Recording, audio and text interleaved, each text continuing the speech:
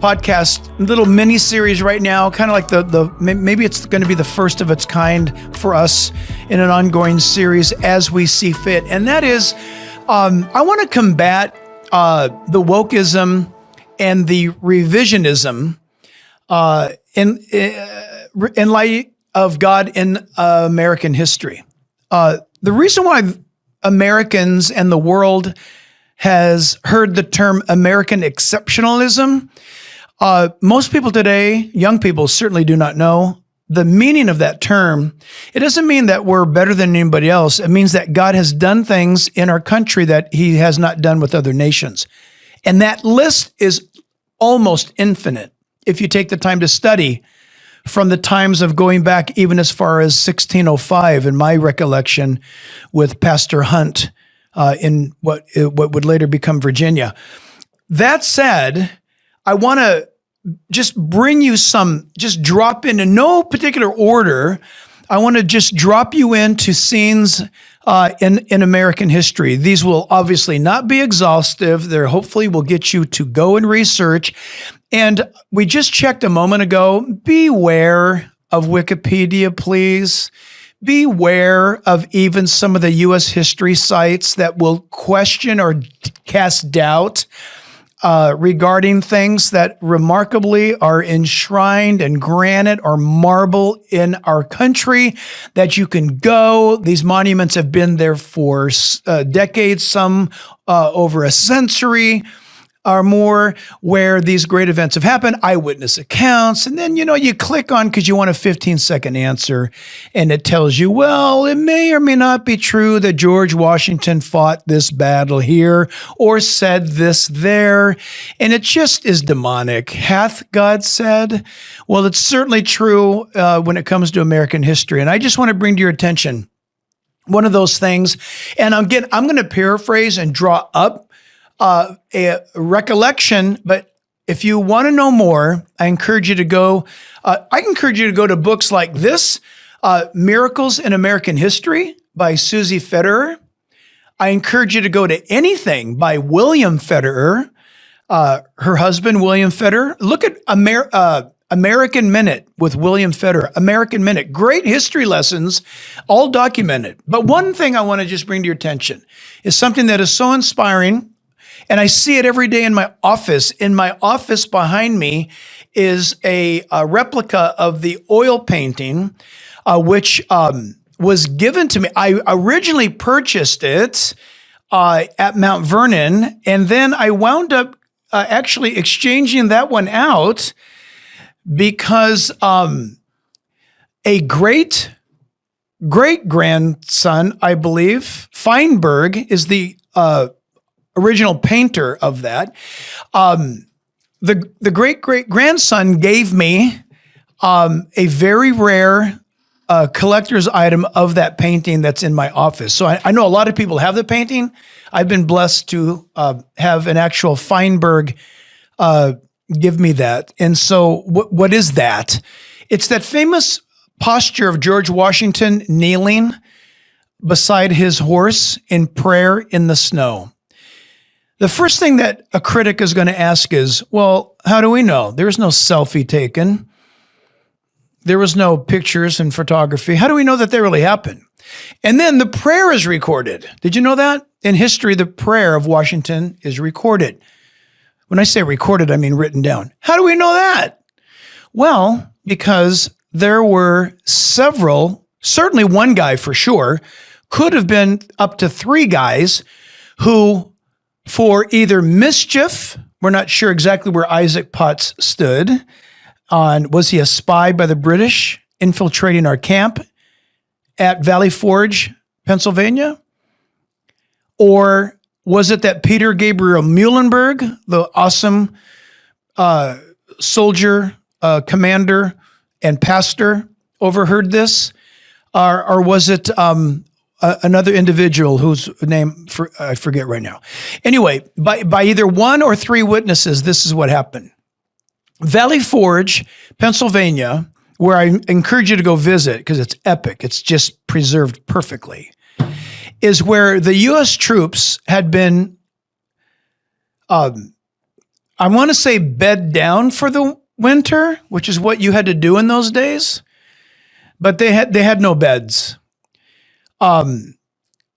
They were gathered together. Our troops had no shoes. They were worn out. Because of that, feet of the soldiers were being frozen, turning black. Many of them were amputated. We were losing in Valley Forge in the middle of winter with no war. We're just waiting for spring to come. We were losing 12 guys a day. 12 soldiers were dying per day at Valley Forge because of being frozen to death or starvation. Valley Forge is where they began also to add to their own problem. In desperation, they began to boil the leather of some of their gunpowder packs, their soles of their shoes. They began to boil leather and drink the broth and chew on the leather. Have you ever tried to chew on leather? But when you're starving to death, that's what you do. Then they wound up taking their knives and they went and they carved bark off of trees to eat the bark. And Washington was so concerned and so daily in prayer that at a time of profound grief, he rode a little distance away from this horrible sight, and Washington prayed this epic prayer asking God to perform a miracle. And it is understood and it's recorded that it was the spirit of liberty that kept those alive who were alive. It was the love of liberty that kept them going. And as Washington, by the way, went around the camp, he would encourage them about freedom, about liberty. Listen to this. We in America know nothing about this level of depth of commitment, integrity, and of endurance. Washington encouraged the troops that their cause that they were fighting for and dying for was worthy, that it was a noble cause to bring and to fight for liberty and for the birth of a nation. You think about that. If you don't have Christ in your life, what do you have worth living for? And there are those good people who know history. They understand this stuff really well. They understand that America is worth dying for. I would hope that a Canadian thinks and believes that Canada is worth dying for. I certainly know for a fact that the Israelis know and believe that Israel's worth fighting for and dying for. But the remarkable thing is that Washington went around, and one of the things that he said is what I'm quoting to you here now, is he told the soldiers, "Fear God and trust in the Lord. Our cause is great." And so he kept drilling that into their hearts, into their minds.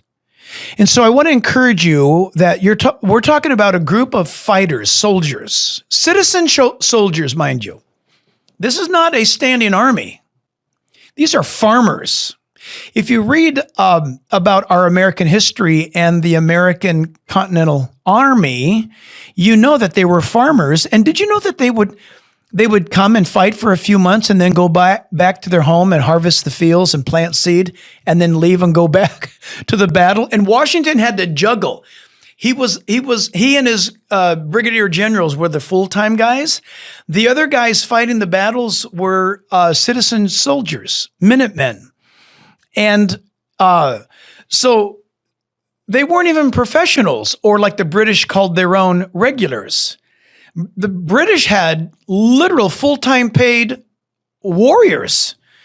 Well, we had nothing but farmers, but the amazing thing is that those farmers had to hunt for their food. They shot rabbit, they shot pheasant, they had to shoot. So the age, now this is the age of those guys at Valley Forge, but it does speak regarding almost all of our battles.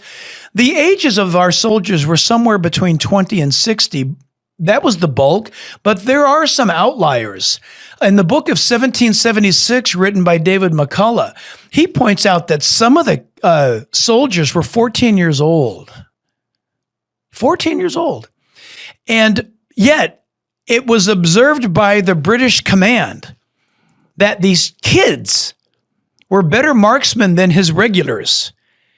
And the answer for that was because the American citizen had to hunt for his food. He had to use his gun daily to sustain and to provide meat for his family. Thus, with a very, very difficult instrument to use, that is the flintlock or pan-fired musket, a huge long barrel rifle.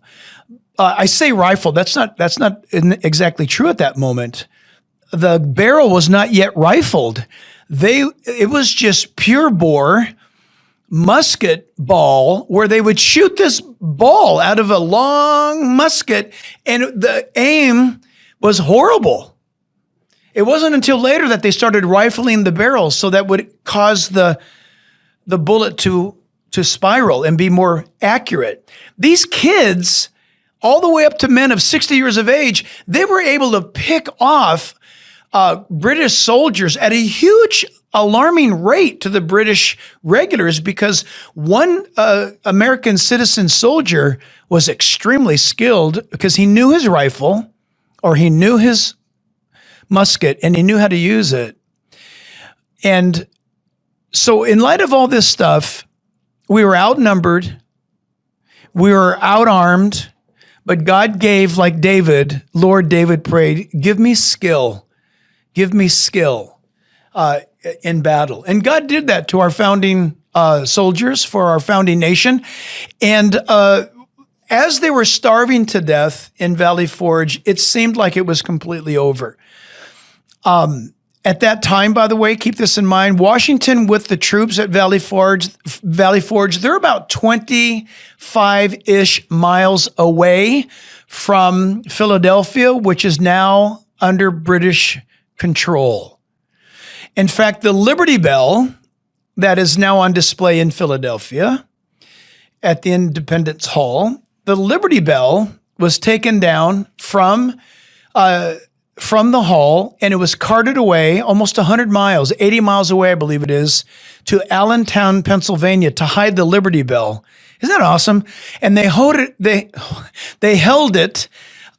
hid it in the basement of the First Zion Church in Allentown, Pennsylvania. Think about that. Who's going to go through the effort to save a big bronze bell? Well, it's not that it's a bell. Do you know what was written on the bell? Leviticus 25, verse 10. Proclaim liberty throughout all of the land unto all the inhabitants thereof. And that bell was our symbol of freedom. But we were dying. And what happened was, this is awesome, look this up. The troops were starving to death, and it is most certain that we are going to now lose any hope of freedom and liberty. And I believe it's 2 or even 2.5 months ahead of spawning season. And I'm trying to remember the name of the fish. The water was shallow. The spawning season of these fish that would move in from the shoals of the Atlantic upriver to spawn, I want to say shad. I'm not a fisherman, so I don't know. It doesn't matter. Look it up.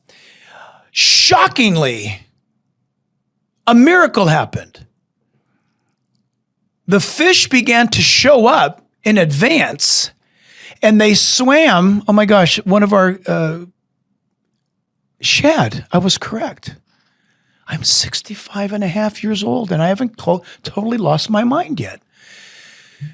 These shad showed up, and it was written by eyewitness accounts that they were so numerous in number that you could walk across the fish on the river, because the river was so shallow. And what happened? I believe, I know. God sent them 2 months ahead of schedule, because those soldiers that were dying began to feast on shad, and they were strengthened and re-strengthened for the battle. And the rest is history, as the saying goes. But my friends, listen, that's what makes America exceptional. It's not us. It's what God does. And what's amazing is that how in the world does a citizen army defeat the greatest power on earth, okay? That would be like Cuba destroying the United States, defeating the U.S. entire military forces. Our citizen soldiers defeated the biggest war machine on earth. You got to remember, at the time of 1775, London was considered to be the largest city in the world of a population of 1 million people, and it was also understood to be the capital of the earth, London. Did you know that at the time of our independence, Britannia ruled the waves. They ruled the oceans. From the Bay of Bengal to Canada to North America, India. The sun, listen, the sun never set on the British Empire. That's how big it was.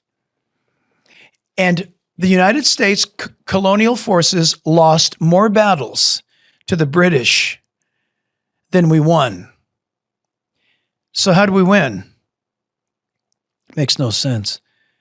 The victory at Yorktown was an absolute miraculous victory.